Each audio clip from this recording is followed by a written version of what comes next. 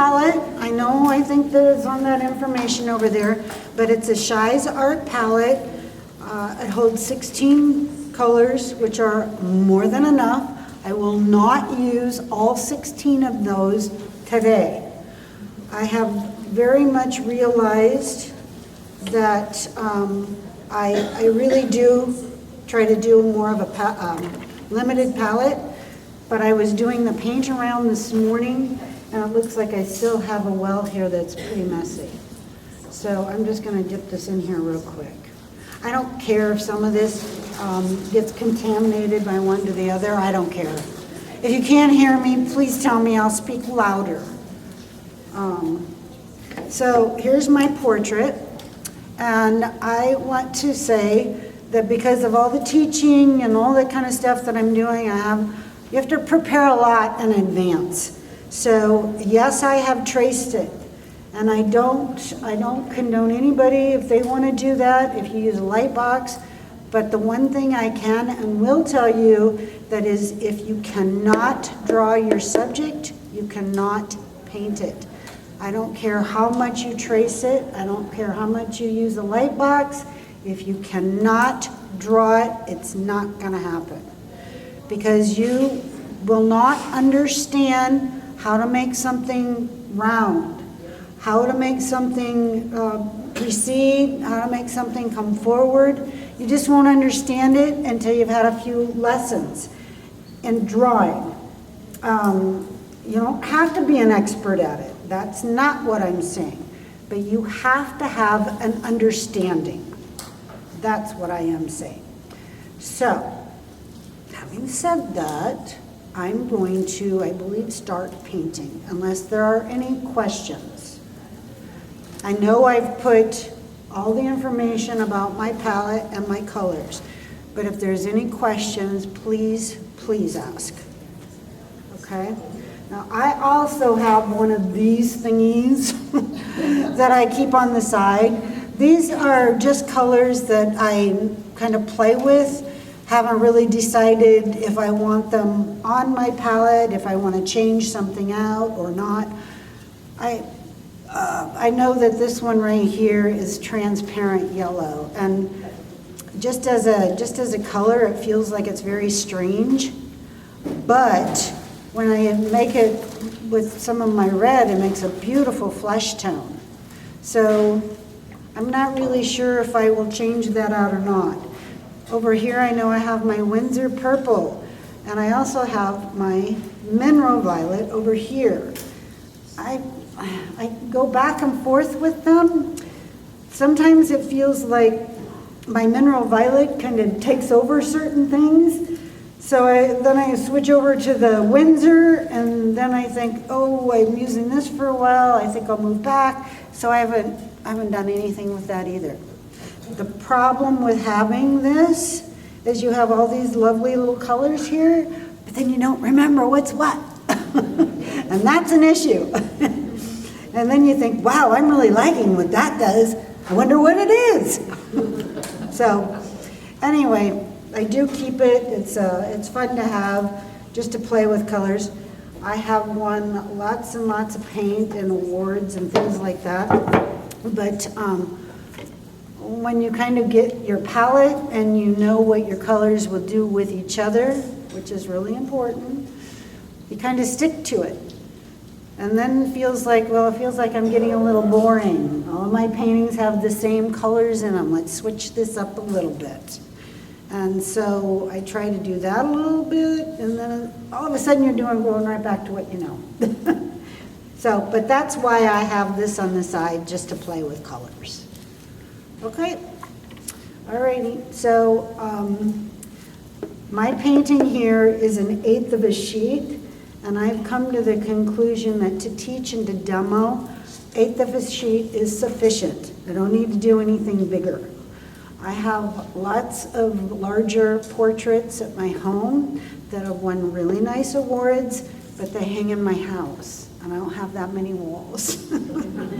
And so these little demos like this, I sell for $100, and I feel like, well, if people would like to have one to have in their studio to remind you to do certain things, it's an easy fit. So anyway, that's my story. All right, so I'm going to get started here after I take a swig of drink. This one's water, this one's alcohol.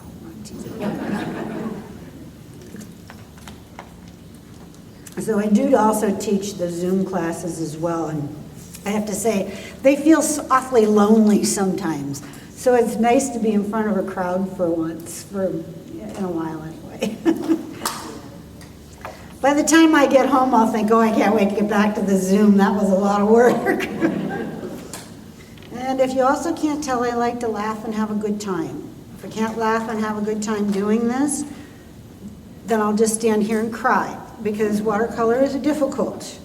So we want to keep this light-spirited as far as I'm concerned. All right, so I'm going to just make myself a few puddles of colors here, and then I'll get right into this. I think today I will use my Winsor Red. And I'll probably move back to the CAD because I'm very accustomed to using the CAD red. So it is what it is. I'm going to probably use a little bit of my yellow ochre. And I'm pretty adamant about this too, and I tell this to my students. Some people only put their colors out when they're going to paint, which is fine. Just make sure you put them in the same place each time. That way you know where that color is, and when you go to your palette, you know exactly which wall to go to instead of thinking, oh gee, where did I put CAD red this time?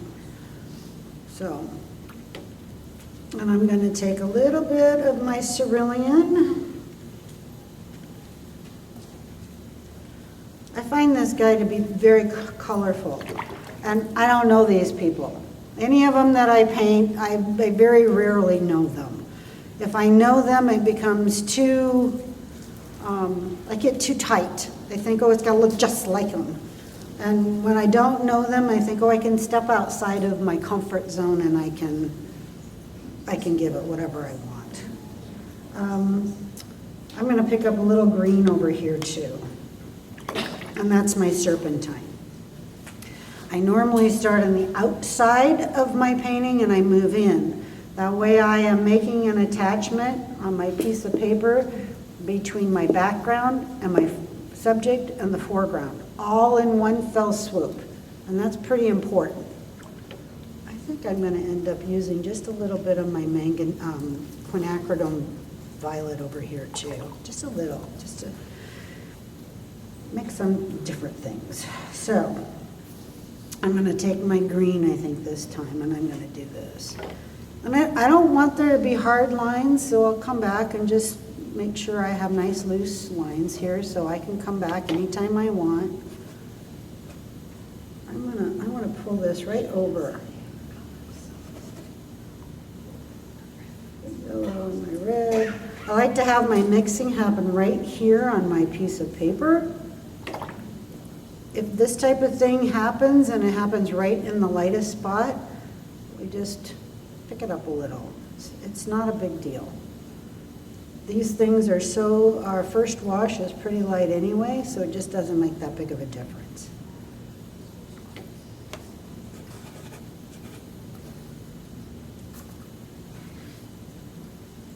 I want to make sure that I get some nice red going in the ear and in his nose very specifically, because there's a lot of blood flow in those areas. Not in here. Ear. No, not in here. Blood is frozen. Oh, not in here. You might be right. I got to get some blue moving in this. My cerulean, I'm going to get some moving across his face. Go back to my red here, because I really want this to go on his nose. So his nose, his chin, his ears in here. And we really need this information to come right across the bridge of his nose. And we need that because we want his nose to come out of the bridge of his here. If we don't have that a value coming across, it looks like the nose is coming out of the forehead, and we don't want that.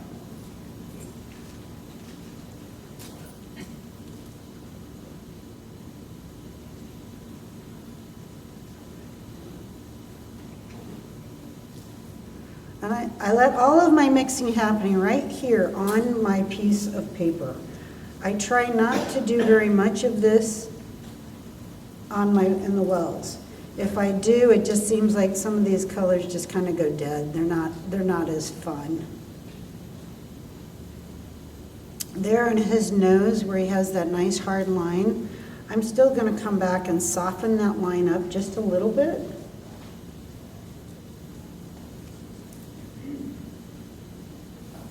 If you could zoom in a little more, you don't, that's so okay to see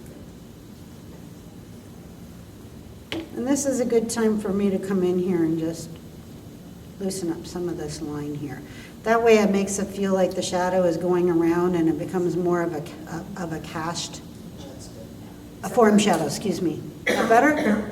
You want something more? How can they see? This is what they see. They're just missing just a little bit of that. I can move this over a little here. Is that better? Okay.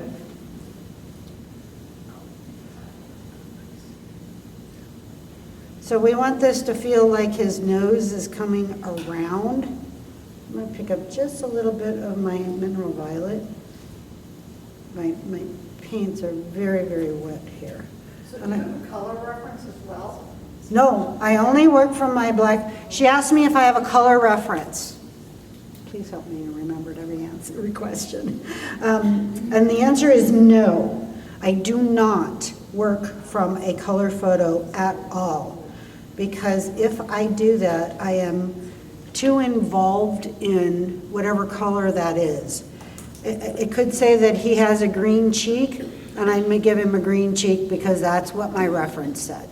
And I don't want to do that. I do want to come in here and just say, oh, I'd like to give him a red nose and not a green nose. Or I want to give him blue eyes instead of brown eyes.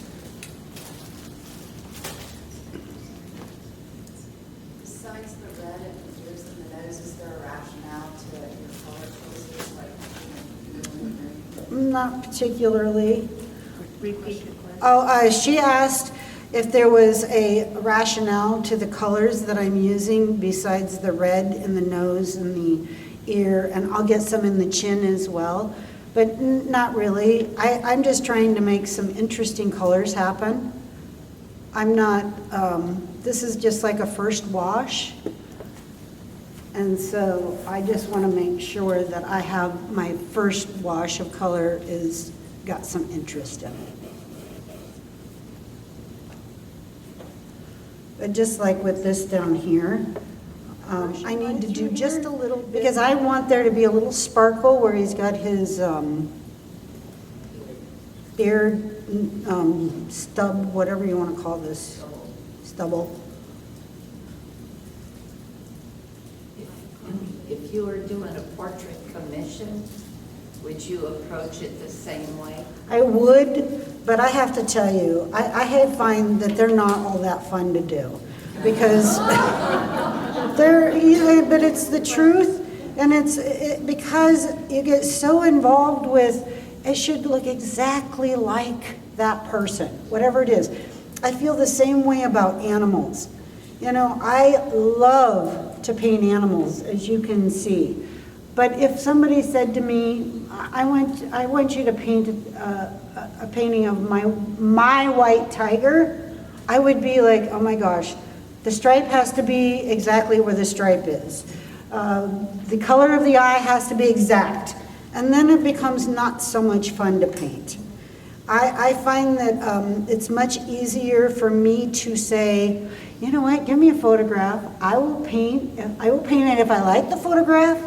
And if you like it when I'm done, great. And if you don't, Great. We can all be happy. Being happy is good.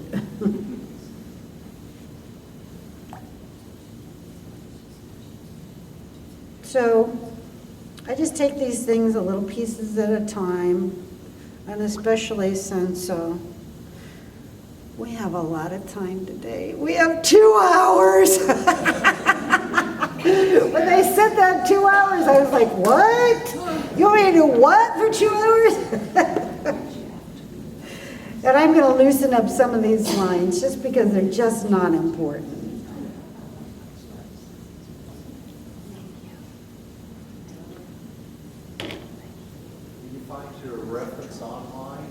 No, he asked me if I find my reference online, and I do not. I like to take my own. And especially if you are going to be submitting to shows, you need your own reference. So you're a good photographer as well? No, I'm a horrible photographer. That's a great shot. This one, I'm sure it was, my photograph was really this big, and he was this much of my photograph. Because I have to crop these things. Sure. I'm so glad for the digital age, I cannot tell you. The first time that I went to Europe, I took a 35 millimeter camera because that's what we did back then. I'll bet you I took over 300 or 400 photographs. And of course I printed them all, and they were the most god-awful things ever. Like, please. They were not good. This photo has a great light source. I look for that. He asked about the light source. I look for that in any of my reference. I do not want to have a photograph, I don't want to paint from a photograph that was taken at noon. Flat light, no way, not happening. And I know there are people out there that can paint that very well. I don't want to, it's not exciting for me. So this is what I look for.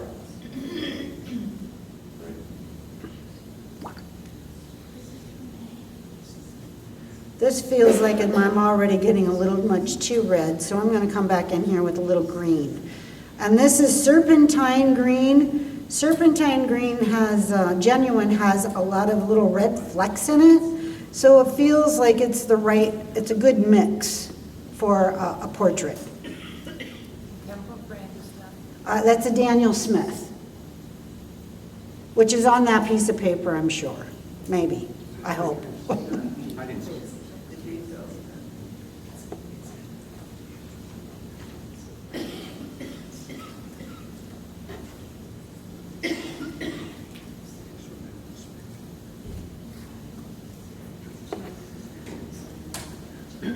And we use whatever we have at our means here. If we use our finger, we use our finger. If we use our brush, we use our brush. It's all good. What brush is that? This one is she asked about my brush. This is the 16 Silver Black Velvet 3000S round series. I like to use as big a brush as I can because it keeps me somewhat looser.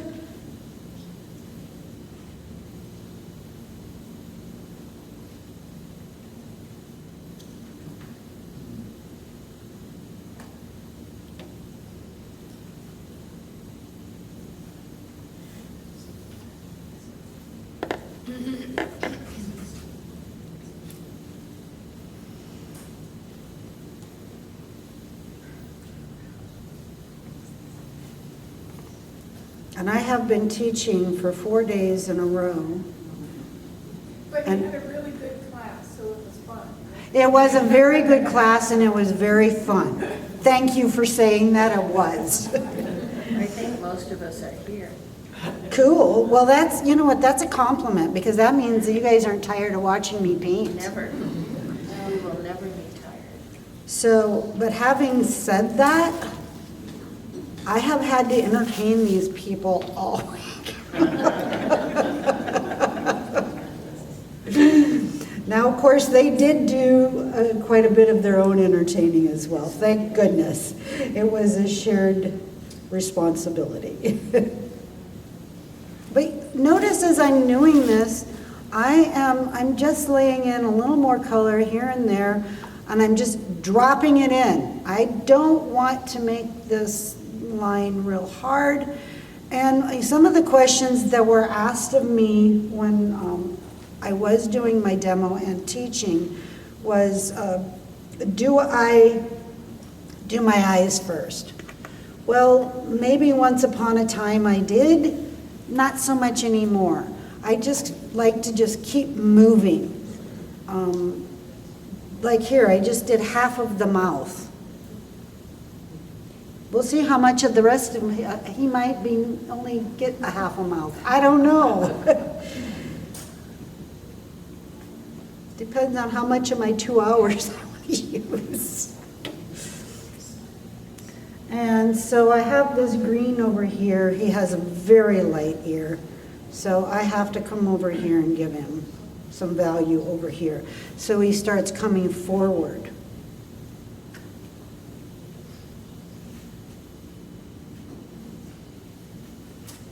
I'm going to add some other colors to that too. This is a prime example, you guys, of mixing on my piece of paper. This serpentine green with a little bit of my purple on the page makes a beautiful color. But if I mix it over here on my well, it makes this really ugly color, something you never want to use. Or I wouldn't want you to use it, let's put it that way.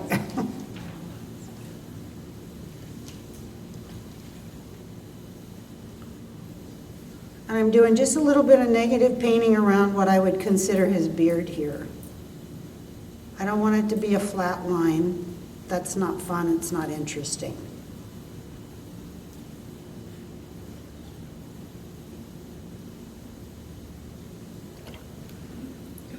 This needed to be a little directional. A little more.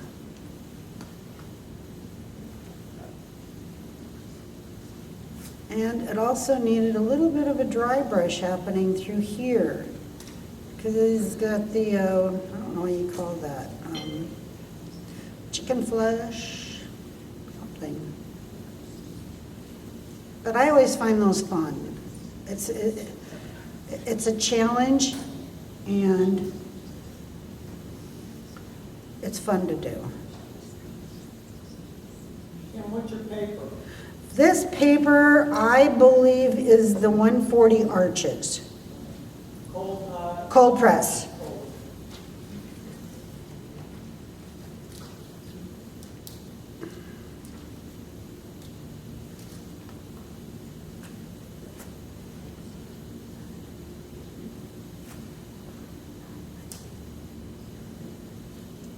Where I can leave my lights, I'm hoping to leave lights. As far as I'm concerned, I don't need to come in here and color the whole thing in. That's not really all that interesting. Do you want to use the natural color? I have started to use some of the Sond. She asked me if I use natural color paper ever. I have started to use some of the Saunders 140 rough, and the first batch that I purchased is the natural color. It's not my preference, but I have noticed after I start painting with it, it seems to turn more, it does that, I think there's a trick of the light there, where it looks white, and when it's not.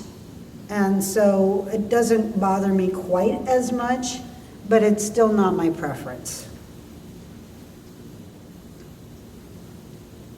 What is your preference?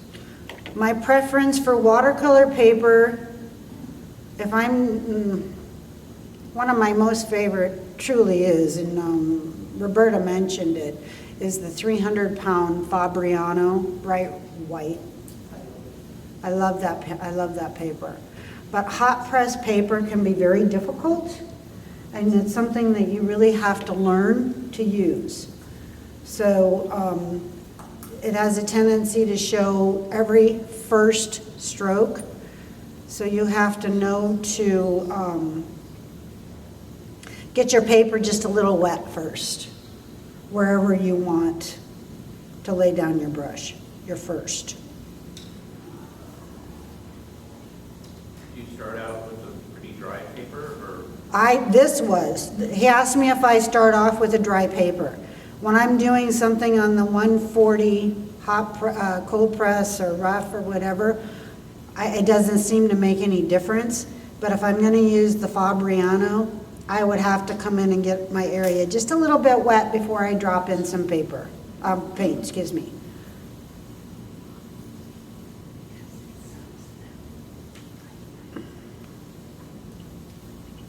I want some of this to do a little commingling.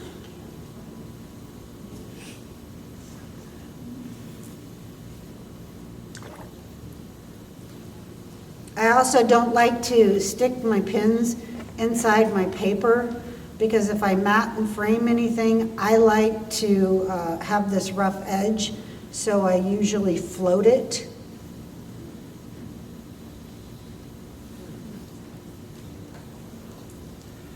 And I can get this going here.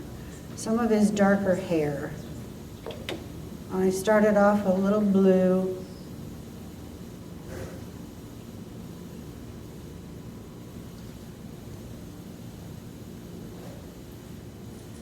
If you were doing this and not teaching it, how long would it take you to paint? She asked me how long this painting would take me to do if I were not teaching it. Probably less than an hour.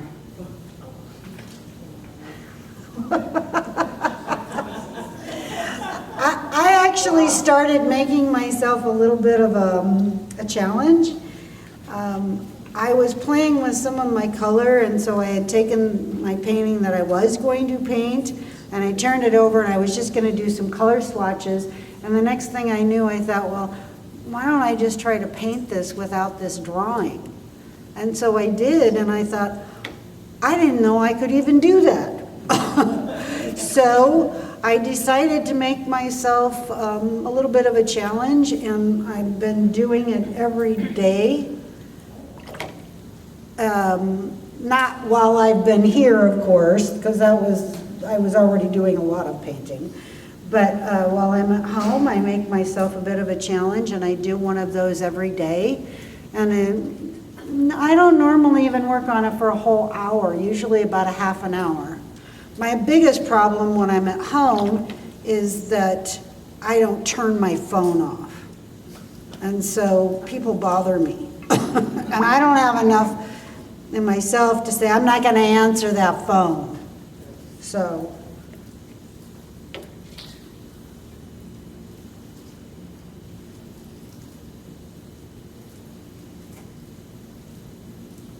I'm just going to lay down some of his hair stuff. And you know, his sunglasses are dark, so I don't have to worry about saving anything but little pieces of light here and there. Even if this is a little bit wet and maybe gets a little blurry, that's okay, because hair comes out of the head, it doesn't sit on top of, and I would like to encourage that to happen anyway, just by softening up a couple of these edges, making it feel like they're pieces of loose hair or something. We also know that watercolor dries, I don't know what it is, 10%, 20% lighter. I don't know what that means. What it means to me is when I'm done painting this, if it's not dark enough, then it needs another value. That's what it means to me. if I'm gonna do any mixing on my piece of paper, I already had purple here, I had my mineral violet here, I had my cerulean, I have a little bit of my burnt sienna. So I pick up a little bit of each of these colors and I run it through. If it doesn't look pretty over here, it's not gonna look pretty up here. So.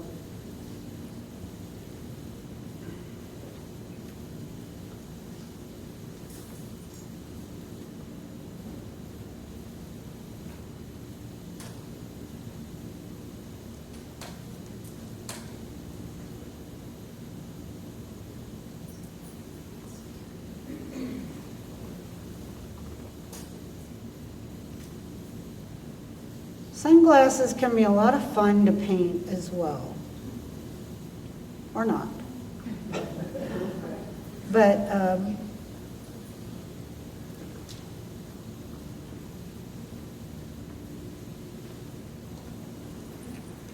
especially if they're just sitting on top of the head. And you need to change your color quite often. Don't stick with one color. It becomes very boring.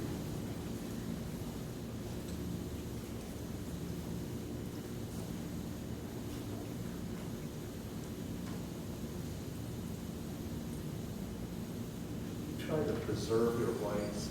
I am. I do not use masking fluid on a portrait. I have no problem using it, like on my tiger. You can see, I'm sure you can just look at it and say, I know she used masking fluid. I have no problem when it's backlit like that, but on a portrait, I would not even consider using masking fluid. On your paintings, do you use opaques? No. Well, he asked me if I use opaques on my paintings. I use cad red light, which is considered opaque, but I use it in such a watered down way, you know, it's a, yes, it's all, but no. If I get to the end of this and I feel like I really lost a white that was really important, at this point in my career, I have no problem using a little bit of white. None. The great masters use it. I'm not saying I'm one of those. But I have no problem doing it. When you use a white, do you use a gouache or do you use that Chinese white? She asked me if when I do use a white, is it the Chinese white or is it a gouache? Yes. Whichever one ends up in my hand is what it is I'm using.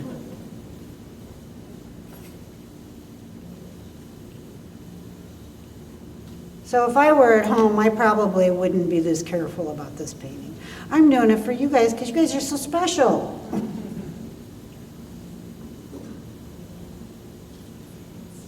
And you know, hair like this is just hair. It's not, it doesn't have to be a smooth line. It doesn't have to be anything.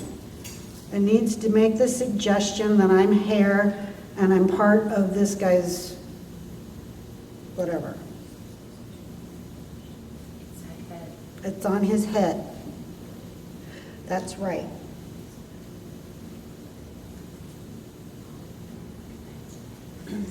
I like to get green in hair as well. I don't care if it's blonde, gray, whatever. I like green in hair. It works for me. I use cerulean. I use whatever. I'm not picky.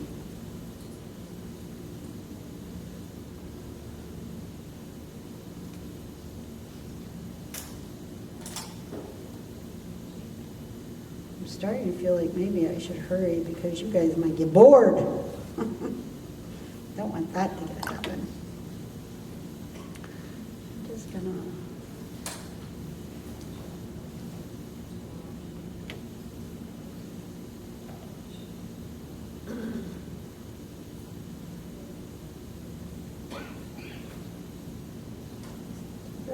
So you're using a limited palette right now? Pretty much. I only have, what, maybe 6 colors that I'm using here? Something along those lines. I have picked up a little bit of my, she asked me if I was using a limited palette right now. And I said pretty much. I did come back over here and get some of my magenta, quinacridone violet, or whatever it is, because it seems like that's very conducive to sunglass lenses. I don't know why, but it does. Now, your green, did you mix that? No, that's my serpentine. She asked me about my green, and it's my serpentine, genuine.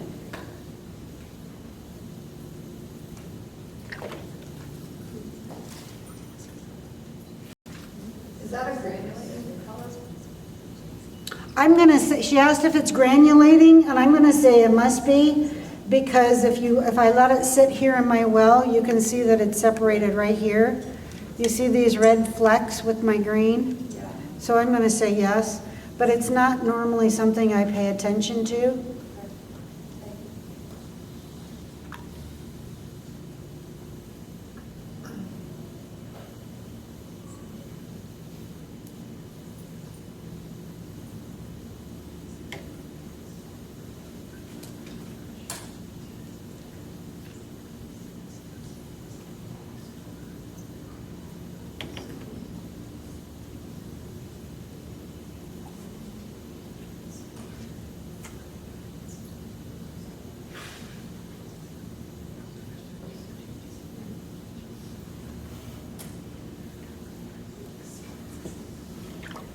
Okay. I've let this kind of set up so that when I come back here and soften up a few of these lines, hopefully it's going to leave underneath a harder line. That's what I really want it to do. Just to make the suggestion that there's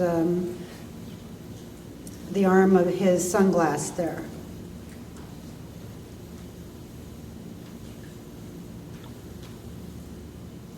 And because the sun is coming through these sunglasses, it's going to reflect a little bit off of his forehead.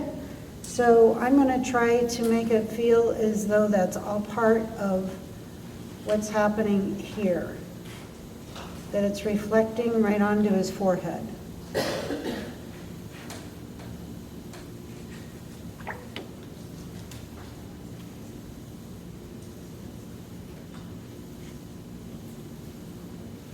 If I have to come back again and do it again, I'm okay with that.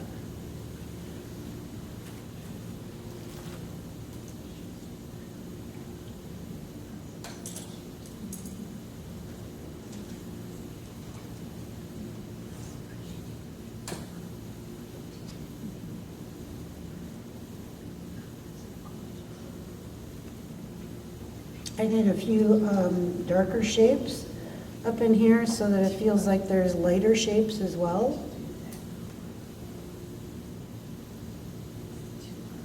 And I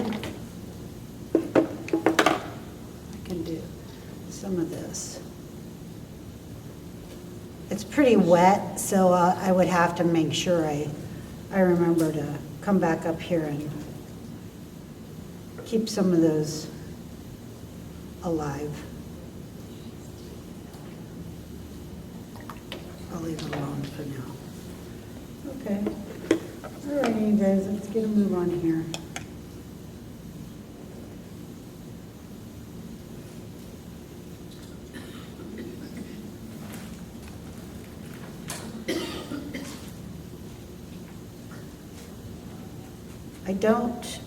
I don't say to myself, okay, this is a shadow, so I'm going to put blue in my shadow.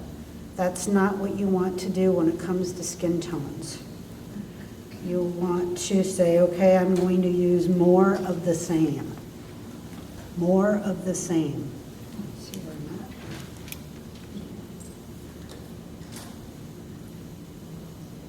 at. I don't really want to emphasize too much his wrinkles up here, but I will if I have to.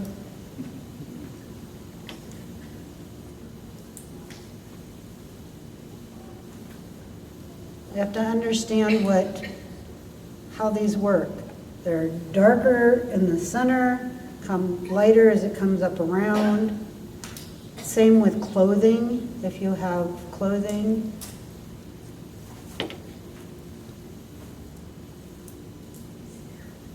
That has folds in it. I'm going to come over here again and give him this.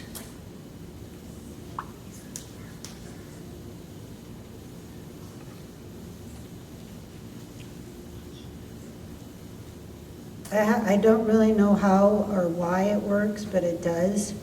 If you can really get that nose moving with some red in it, it just makes your painting kind of sing. When we come back and work on these eyes, you'll notice I did not save the whites of my eyes because they are not white. So I'll start here with a tear duct. Come in with a little bit of my cerulean. I don't know what color his eyes are. I don't even care. All I want them to do is to look like eyes. He has nice light things that are shining in his eyes, but he also has a nice shadow that comes over it.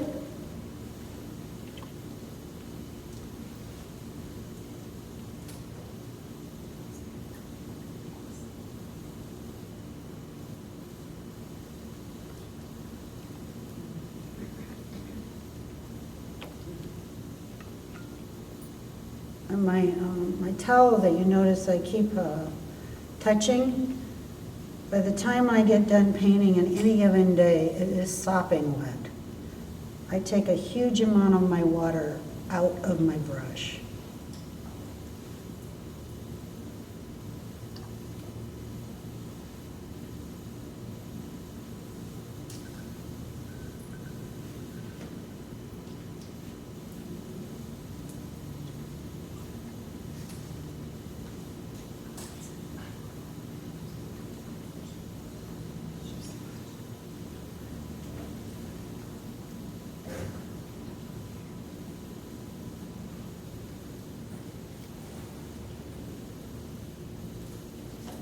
It doesn't really even look like he's got much of an eyebrow, but I can't not give him an eyebrow. So I'm just going to lay down a little bit of something here. And probably a little something this way too, just to make the suggestion.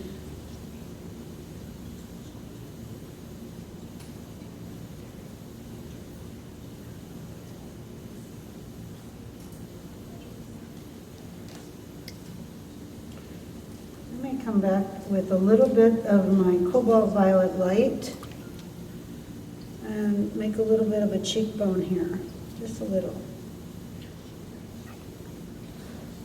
Sometimes that color has a tendency to go a little dead. Hopefully it doesn't do it this time.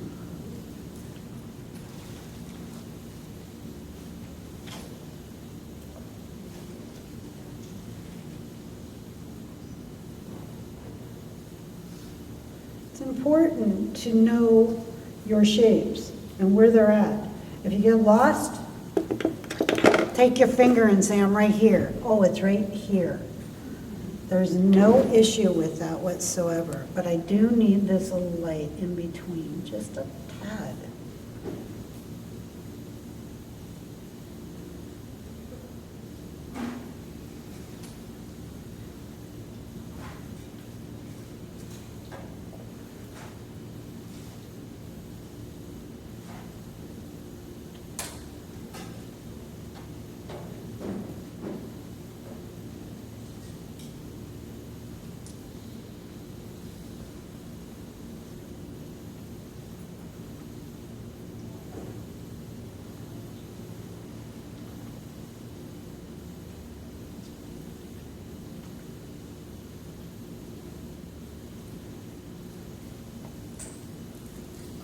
Well, I work fairly small like this, and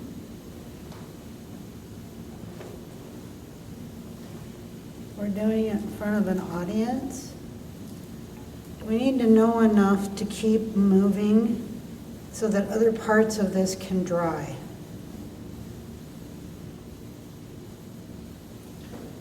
Even for ourselves. Even if I were doing this at home, I would have to continually move around within my painting so that I can keep painting on the same one.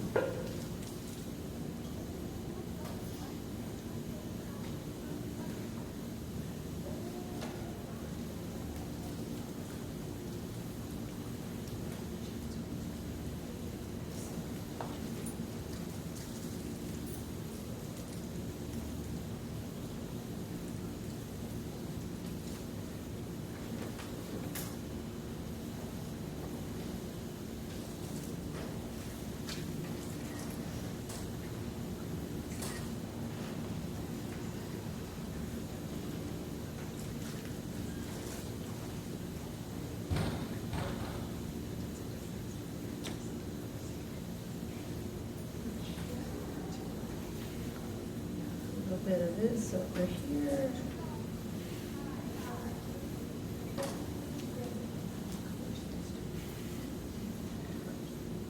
Reestablish a little bit of a dark hair happening here and here. And I think part of that is his sunglasses, now that I think about it. I'm going to take a very light wash of, I don't want this to be quite this light, so I'm going to do this. I can come back and do a little bit of lifting if I want to, here and there. I do know I'll have to come in and do some darker.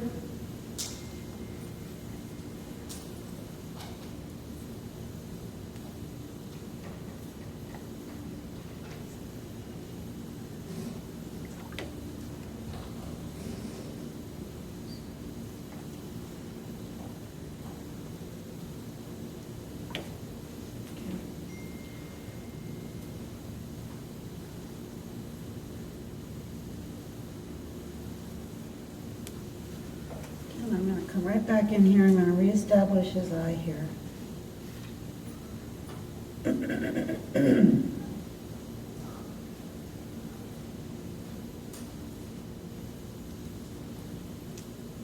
on here.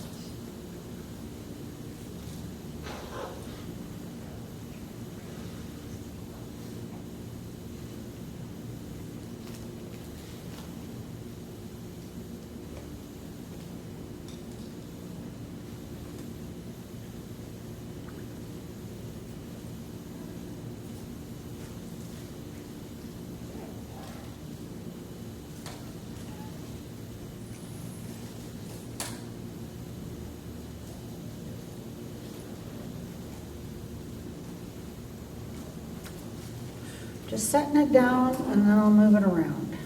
Set it down, move it around. Give it a different shape.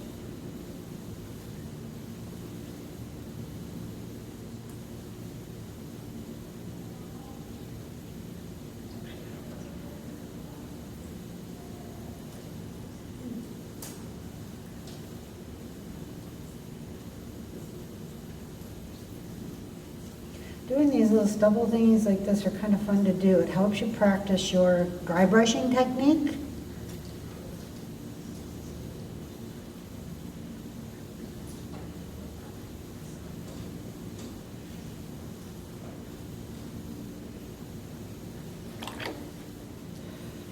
When we do a nostril, They say don't put blue in there, or they say don't put purple in.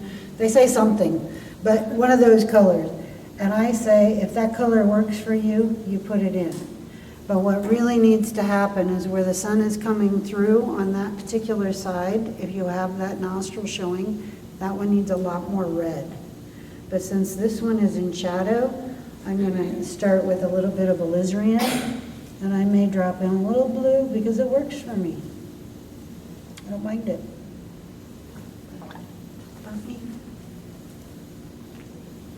But we don't really want to pay it that much of attention either. We want to make the suggestion of it happening without saying, oh, big old nostril. Exactly. No schnozzes.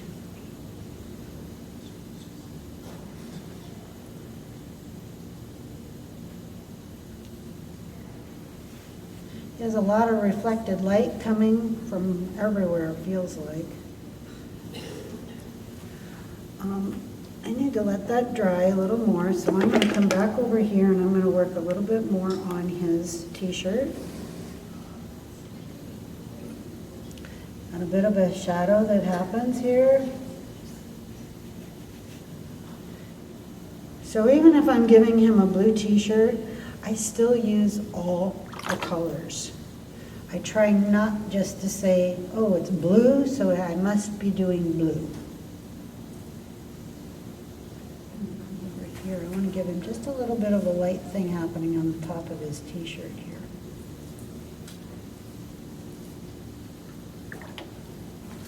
And I have green over here, so I'm good. I can green this back and forth. I can get rid of some of that too. Doesn't have to be everywhere, doesn't have to say everything. Leaving things to the imagination is the biggest part of an interesting painting.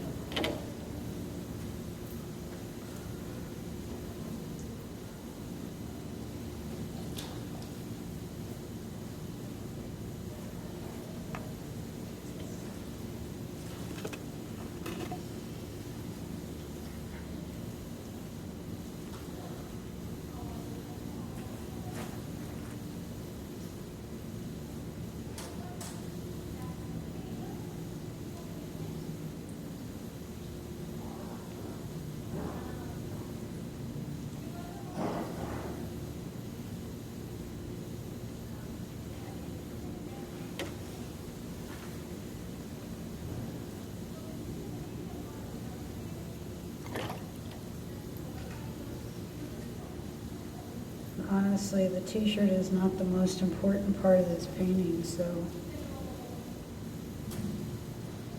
Here's this.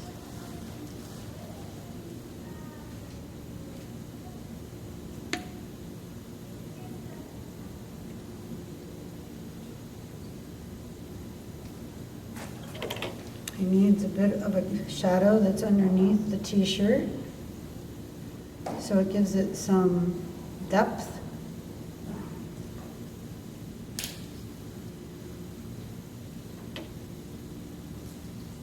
Is that your go-to brush, or do you use that on any substrate that you use? Okay, she asked me if this is my go-to brush. I love a big brush. I also like the small jumbo in this brand is one of my faves. We talked about aquaboard yesterday. Do you use, aquaboard rips your brushes up. She asked me if I use aquaboard. I can't say that I do. No. There's this. Let me come back in here and get this little bit of an eye going on, and basically, you guys, I'm almost done. There's not a whole lot more that really needs to be said about this painting. That's what I say is the most fun when you're doing this for yourself. You can say, I like the suggestion of this happening. I like this. I think I will be done. I don't want it to look like he has a bloody ear. So, I won't be done there. How's that?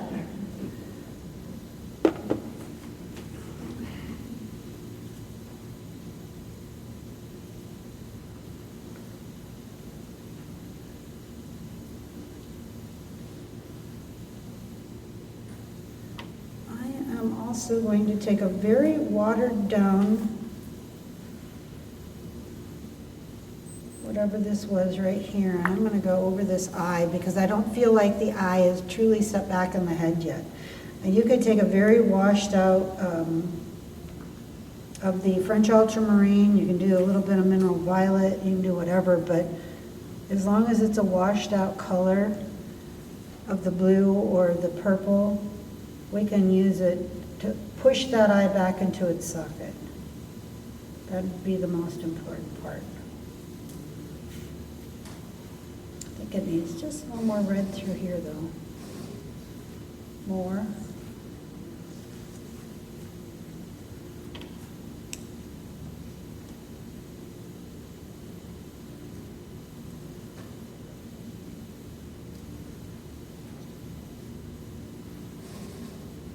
Every one of these turns out different, you guys. Every one of them. I have done this guy a couple of times, and I don't normally, I'm not one of those peeps that likes to do a painting 3, 4, 5 times. I don't. But when you have a decent reference and you're doing a lot of demos and things like that, you kind of go back to them. I learned that from Charles Reed. So since he did it, I thought, okay, I can do it. So, but I've done a very large one, or half a sheet of this guy, and he was in the transparent show, which was fun, the Transparent Watercolor Society of America.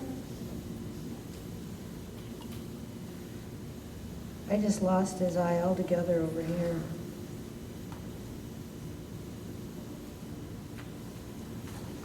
I went underneath, just a little, clean my brush off.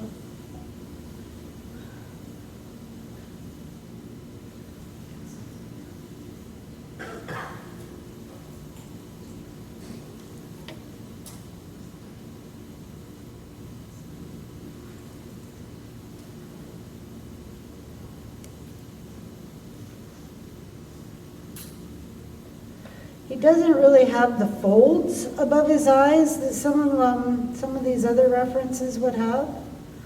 So, doesn't have it, you don't do it.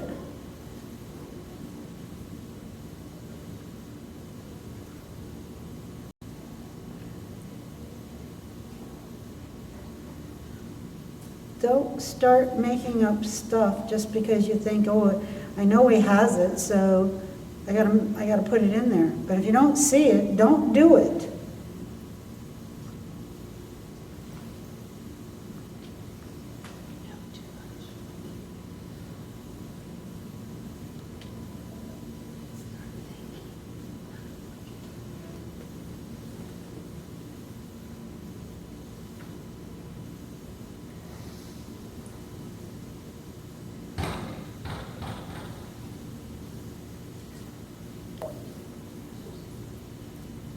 I'm going to give him a little more hair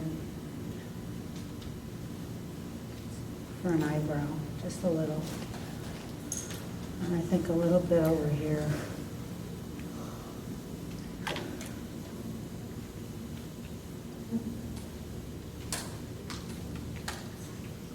you ever worked upside down? Absolutely. She asked if I ever worked upside down. You bet. There are days we just have a hard time looking and seeing shapes, and when that happens, turn your painting upside down. It makes you refocus. Then you're looking at what you should be looking at and not trying to make up a whole bunch of information that just isn't there.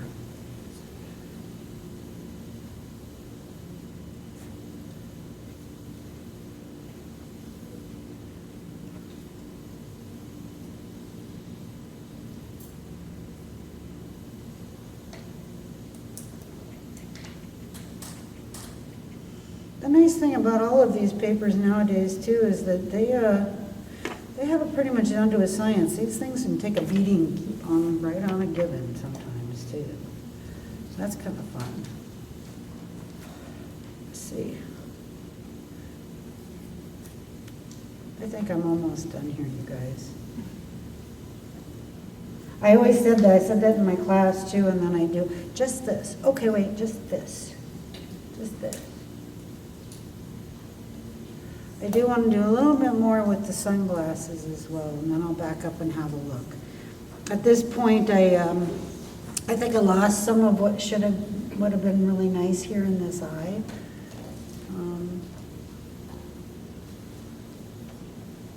But you know what, I also like to tell my students, if I can't fail, neither can any of you. These are not a given just because. I will say that it's not all that often that it feels like it's a throwaway. It just doesn't happen that often. It does, but not that often. I'm going to do one more thing right here. There's a nice thing happening right here to help describe the sunglasses.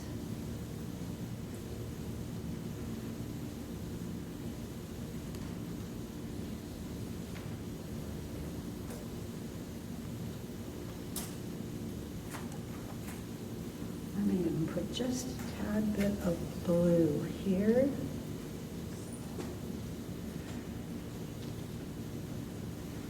This is part of this.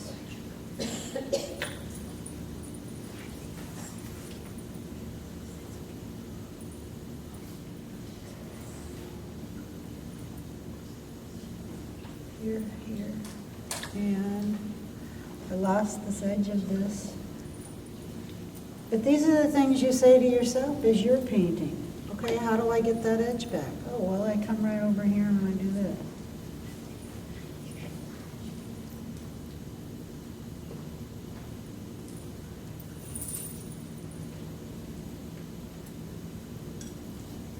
Sometimes what you have to do is have a little darker happening on the opposite side of it. That's how you get it. That's how you fix it. Watercolor to me is about 90% of, okay, now how do I fix it? Once I painted it, now what do I do? How do I fix?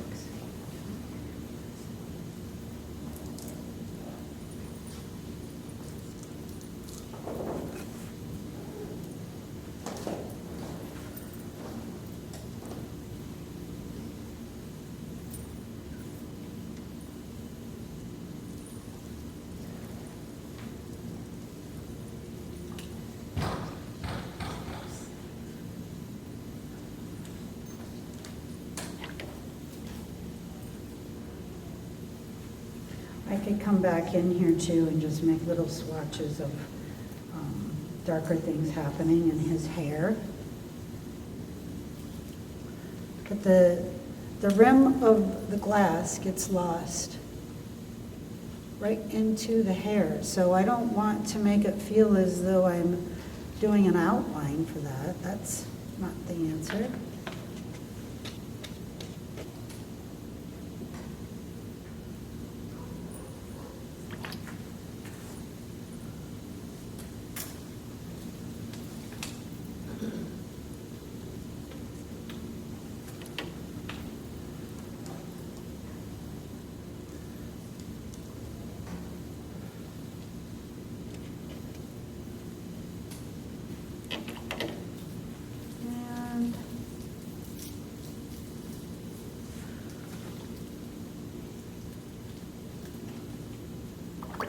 It feels like this side of his face has stayed a little bit too light in value.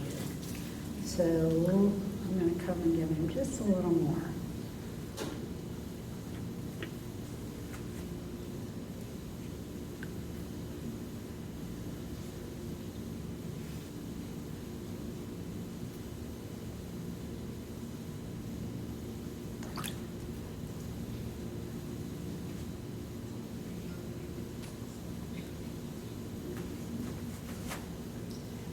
I don't know that he really needs anything more. Can you see? Can you guys see anything I need to do that would say, oh, it would help describe him a little better? I don't think so. I don't think so.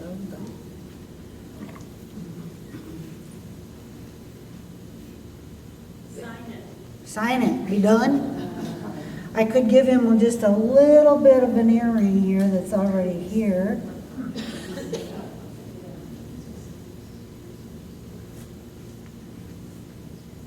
Would you do any more with the crease on the left side of the face, in the cheek? Here? Yes, that area? This or here? No, but more to the right, the darker line? This? Yes, yeah. Well, I think when I went to give him that more value here, I think I made it kind of go away. Probably after it dried or something, I'd come back and maybe do a little more. It looks like he's got like a scar thing happening here. I don't know that I would do much with that. He's got a nice little dimple things that are happening here in his cheek. I'm not big on giving it a whole bunch of information other than it's just more value. So if I need to, like I said, I just don't think it needs much more. It already says pretty much everything it needs to say. And when someone like this, do you get their permission, or is it No, just there is no expectation of privacy when you're out in public. She asked me if I needed permission to paint this guy. There is no expectation of privacy when you are out in a public area. So I do not. I don't go around advertising that I'm taking the picture, because if I do, he's gonna go.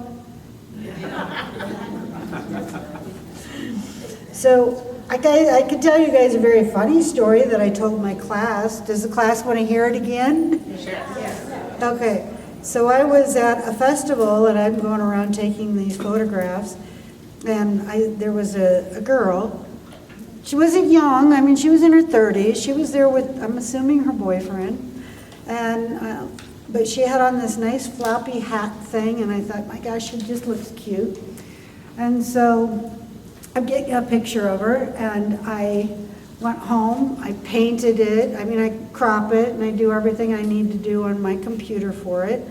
And I go about painting it and all that kind of good stuff. And I'm doing it just like this. I use my black and white just like I do here, okay? So I get almost done painting it, and I'm looking at it, I stand back, I'm looking at it, I'm looking, and there I finally see it. The boyfriend's right behind her doing this to me. Painted the whole thing and never saw it. So I thought that was very funny. I thought, what would I have done even if I had seen him? And I don't think I would have done anything. I would have probably waved at him or something. I don't know. I'm going to pick. Could have done it back. What? Could have done it back. There you go. I might have. I just thought it was hilarious. It was, just one of those. I might have been really nervous if I'd have known you were sitting there. I'm glad I didn't know. So I could just come in here and pick up a few of these whites, or quite honestly, I can leave them alone. They're just not important. What's really important is getting the essence of who he is, or who I think he is.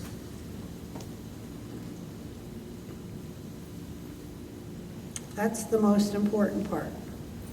Like I said, I think it's basically done. I don't think I need to do anything more.